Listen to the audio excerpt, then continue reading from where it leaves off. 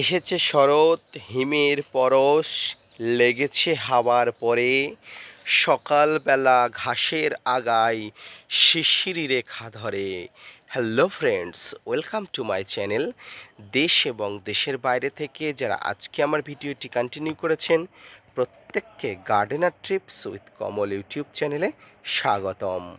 তো ফ্রেন্ডস, আজকে আমি আলোচনা করব এই শরৎকালে আপনার ছাদ বাগানে থাকা সমস্ত ধরনের গাছের যেমন পরিচর্যা, পাশাপাশি আজকের যে গাছটি নিয়ে আলোচনা করব সেই গাছটি হচ্ছে চেরি গাছ।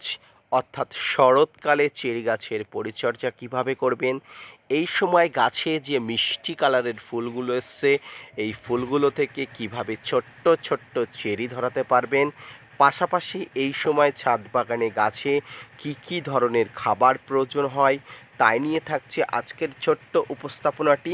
না স্কিপ করে কন্টিনিউ করুন। চেরি আমাদের কাছে অন্যতম একটি প্রিয় ফল, যেটি আমরা প্রত্যেকেই ছাদ বাগানে কিন্তু রোপণ করতে চাই। পাশাপাশি এই চেরি গাছ থেকে প্রচুর পরিমাণ ফলনও আমরা পেতে চাই, কিন্তু কখনো কখনো আমাদের ভুলের কারণে, কখনো কখনো আমাদের ত্রুটিগত বা বিচ্যুতিগত কারণে গাছ থেকে ফুল পাওয়া তো দূরের কথা, গাছের ফুলের দেখা পর্যন্ত আমরা পাই না। এবং এই ফুলের দেখা না পাওয়ার পিছনেও কিন্তু কতগুলো কারণ আছে, সেই কারণগুলোও কিন্তু আমি আপনাদের সামনে আজকে উপস্থাপনা করব। প্রথমেই বলি, চেরি একটি পাহাড়ি এবং শীত প্রধান অঞ্চলের ফল। তাই আমরা যখন চেরি গাছকে কিনে আনি রোপণ করার জন্য, আমাদের অবশ্যই মনে রাখা উচিত যে চেরি গাছ কিন্তু দুইটা ভ্যারাইটির আছে। একটি হচ্ছে শীত প্রধান ভ্যারাইটির, অপরটি হচ্ছে গ্রীষ্ম প্রধান ভ্যারাইটির। অর্থাৎ একটি লো চিলি, অপরটি হলো হাই চিলি। এই লো চিলি এবং হাই চিলির বিষয়টা কি? দেখুন, আমরা যারা কাশ্মীর বা হিমাচলে যাই, আমরা অনেক সময় দেখি রাস্তার দুই ধারে কিন্তু এক ধরনের চেরি গাছ থাকে, যে চেরি গাছ থেকে কিন্তু প্রচুর চেরি পাওয়া যায়, যেগুলো কিন্তু প্রচণ্ড ঠান্ডাতেও, প্রচণ্ড তুষারপাতের মধ্যেও দেখবেন প্রচুর ফলন দিয়ে থাকে। অর্থাৎ এই চেরি গাছগুলো কিন্তু ঠান্ডাতে নিজেদের অভিযোজন ঘটিয়ে কিন্তু ফুল এবং ফল দেয়। আমরা যদি সেই ঠান্ডা প্রদেশের অঞ্চলের চেরি গাছকে, অর্থাৎ হাই চিলি চেরি গাছকে আমরা আমাদের কাছে নিয়ে আসি, বা লো চিলি চেরি গাছকে আমরা কাছে নিয়ে আসি, তাহলে কিন্তু আমাদের পরিচর্যা করতে অনেক সময় ভুল হবে। আমরা যদি ঠান্ডা প্রদেশের অঞ্চলের চেরি গাছকে আমাদের এই গ্রীষ্মপ্রধান অঞ্চলে নিয়ে আসি, গাছ তো হবেই, কিন্তু সেখান থেকে ফলের আশা করাটা সোনার পাথরবাটির মতো। কারণ আমাদের এখানে না থাকবে তুষারপাত, না থাকবে বরফ, তাই সেই সমস্যার সঙ্গে গাছটি অভিযোজন করতে পারবে না, গাছটি বড় হলেও ফুল ফল দেওয়ার জন্য উপযুক্ত হবে না। অর্থাৎ আমাদের যখন চেরি গাছকে আমরা সিলেক্ট করব, তখন আমরা সব সময় দেখে নেব যে আমরা গ্রীষ্মপ্রধান অঞ্চলের চেরি গাছ কোনগুলো আছে। অর্থাৎ অল্প উষ্ণতাতে, অল্প তাপমাত্রাতে চেরি গাছ আমাদের এই গ্রীষ্মপ্রধান অঞ্চলে হবে না।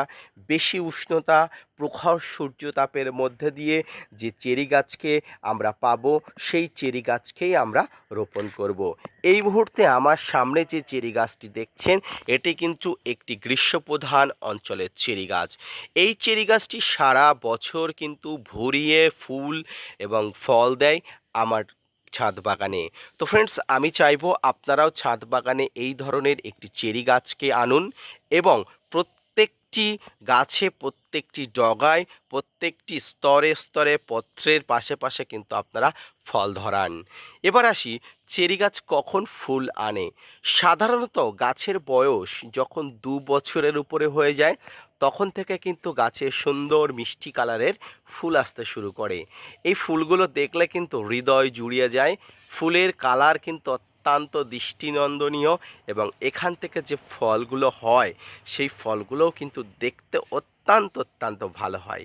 তো যখন 2 বছর বয়স হয়ে যায় এবং 2 বছরের পর পর আপনার গাছে কিন্তু ফুল আসতে শুরু করে, অর্থাৎ গাছের বয়স 2 বছর পার হলে আপনার গাছে ফুল আসতে শুরু করে।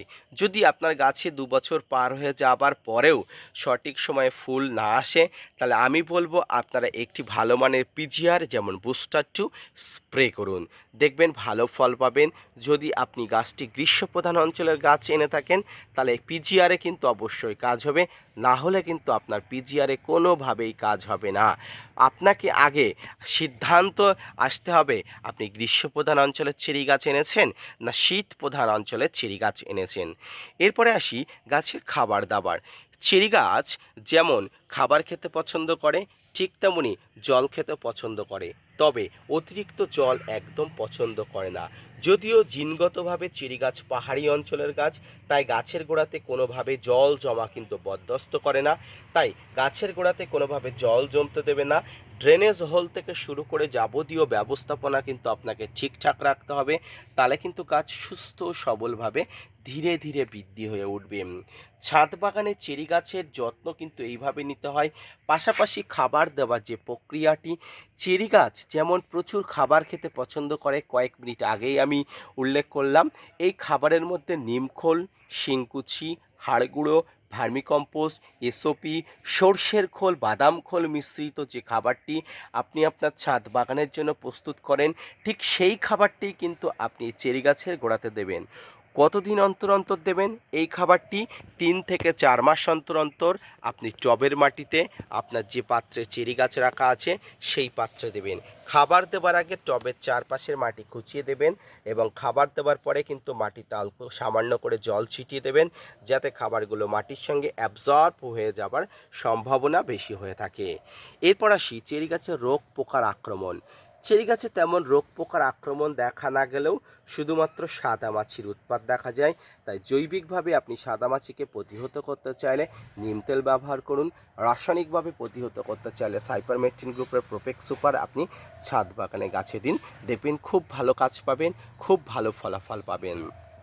এবং সর্বোপরি যে জিনিসটা আমি বলবো, চেরি ফল অনেক সময় টক হয়, আমাদের বলা হয় যে অনেক সময় টক হয়ে যায়, আমরা অনেক সময় দেখি।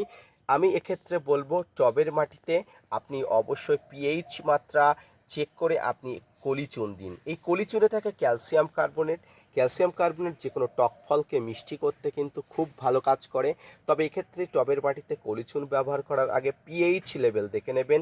মাটির পিএইচ লেভেল 6-এর মধ্যে থাকলে আপনি চুন ব্যবহার করতে পারবেন।